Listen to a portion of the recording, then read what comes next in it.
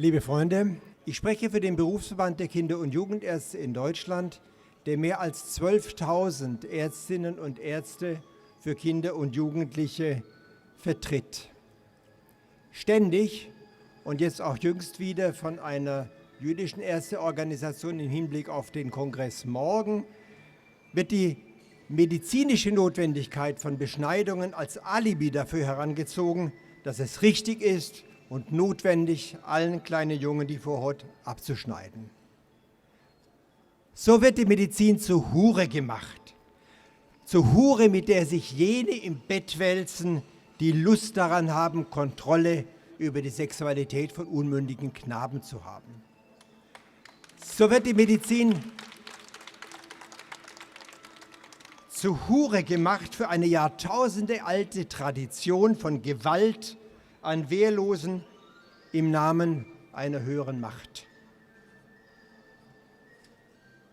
Die Medizin hat sogar kürzlich einen neuen Namen bekommen dafür. Sie heißt jetzt kultursensible Medizin.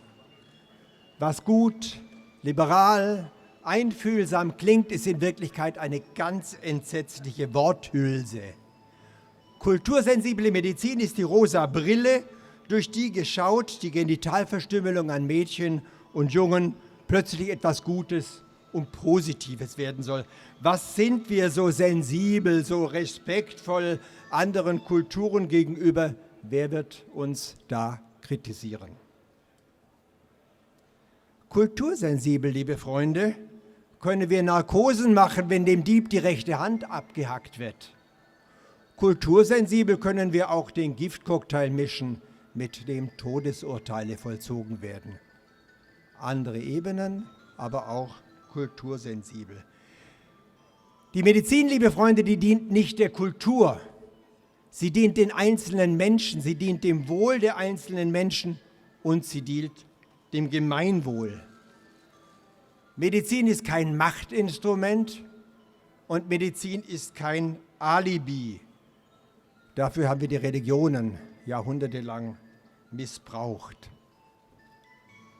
Unsere ersten Prinzipien in der Medizin sind den aufgeklärten, erwachsenen, vernünftigen Willen, autonomen Willen jedes einzelnen Patienten zu achten und vor allem ihm keinen Schaden zuzufügen. Medizinisch gibt es auf der ganzen Welt, keinen einzigen Grund, einem Kind, einem gesunden Jungen, seine Vorhaut abzuschneiden. Auch nicht in Afrika, auf der ganzen Welt nicht. Dieser Eingriff hat natürlich manchmal Komplikationen. Er kann schaden, die im individuellen Fall nie abzuschätzen sind. Selbst wenn eine Beschneidung von einem kinderchirurgischen Zentrum vorgenommen wird, rechnen wir damit, dass es in 5% wenigstens Komplikationen gibt. Und das Ausmaß der psychischen Folgen, das beginnen wir überhaupt jetzt erst ganz langsam zu begreifen, unter anderem durch diese Bewegung hier. Immer wieder wird angeführt, dass es gute Belege dafür gibt, dass HIV-Infektionen und AIDS bei Beschnittenen seltener sind als bei Unbeschnittenen. Das gilt für erwachsene Männer in Gesellschaften mit großer AIDS-Häufigkeit, mit großer HIV-Häufigkeit durch heterosexuelle Kontakte. Die meisten dieser Studien, oder fast alle, sind im subsaharischen Afrika gemacht. Ob Massenbeschneidungen die richtige Antwort darauf sind, ist hochfraglich.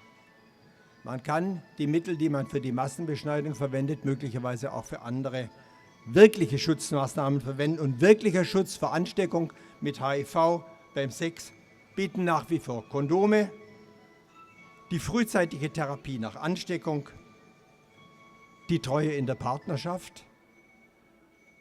Wenn sich aber erwachsene Männer zusätzlich beschneiden lassen wollen im subsaharischen Afrika, dann ist es deren mündige Entscheidung, zumindest.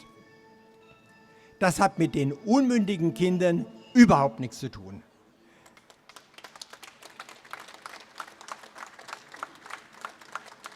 Wenn die Beschneidung von Kindern ein wirklicher Schutzfaktor für HIV und für AIDS wäre, dann müsste die Häufigkeit von HIV und AIDS in den islamischen Ländern und natürlich in den USA viel größer sein als bei uns in Westeuropa. Das Gegenteil ist der Fall. Die Beschneidung von kleinen Jungen in Afrika ist unärztlich, sie ist unethisch und sie ist unmenschlich. UNICEF darf in Afrika nicht der Handlanger von irgendwelchen obskuren Interessen sein.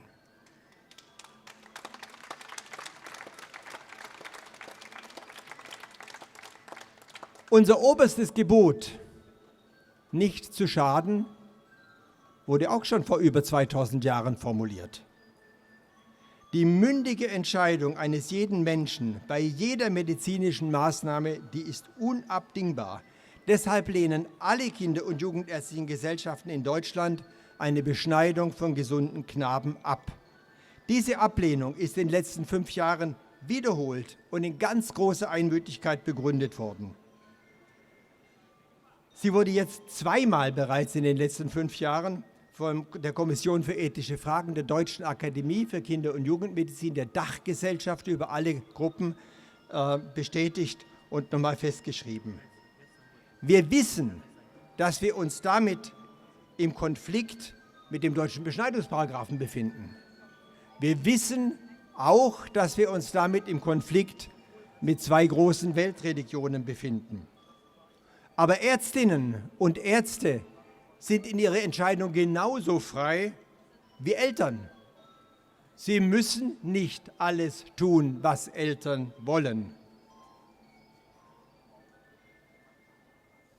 Wir müssen unseren Konflikt allerdings in einer breiten gesellschaftlichen Diskussion angehen. Und die beginnen wir jetzt erst.